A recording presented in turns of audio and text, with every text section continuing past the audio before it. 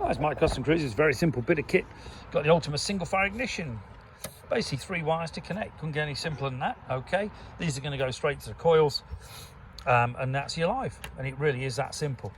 Single fire, top of the range ignition. Okay, comes complete with a 40,000 volt coil. Okay, the leads are included if you buy the full kit. The bob weights are very good. In all honesty, the bob weights were what they were designed with originally, and much less to go wrong. You're just basically going to bolt that on there, put this under your points cover, and that's it. So basically they're made by Dynatech, so it is basically a Dyna S single fire, okay, but cheaper because they obviously bought millions of them. Okay, if you're interested, 01773835666, customcruisers.com, or the new site custom-cruisers.myshopify.com, which will become customcruisers.com, but there's 43,000 Harley Davidson products on there, and it's coming on. Thank you.